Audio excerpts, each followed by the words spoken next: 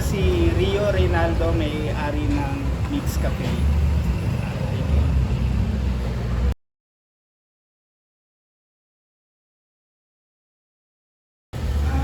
I'm operating a coffee shop slash restaurant. Target market ko especially mga students, communities around my shop. Yung mga also target ko rin yung mga taga-ibang lugar na nagse-search ng ibang makakainan ba or something na mapupuntahan nila. Kasi madalas ganun din ang ginagawa ko.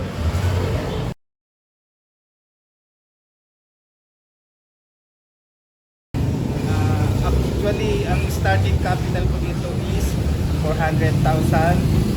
Tapos, how do I start? Siguro, walang ibang maisip na business kaya eto na lang.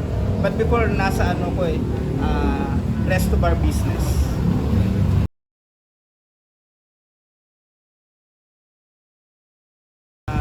Presentable food, affordable. Meron kaming mura, meron ding mahal, ganun. So, yung mga yung mga students na medyo cheaper lang yung kaya nilang ma-afford, meron silang pagpipilian ng mga mura, tapos meron din sa mga mahal na product.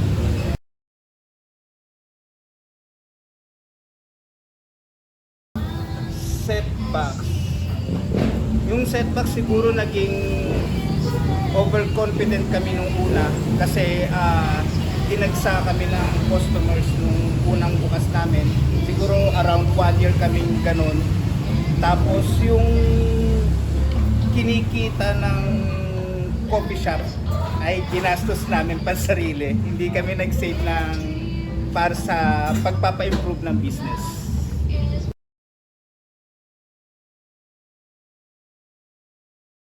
Siguro yung continuous improvement dapat nakakasabay ka sa flow kung ano yung in sa time ngayon, kung ano yung mabili, kung ano yung mas nagugustuhan ng mga customers. Tapos yung not will gonna do again, siguro yung ginastos, siguro ang gagamitin kong pang personal na panggastos yung tawag dito, salary ko, kasi ako mismo sa business ko meron din akong salary, meron akong sarili kong sweldo.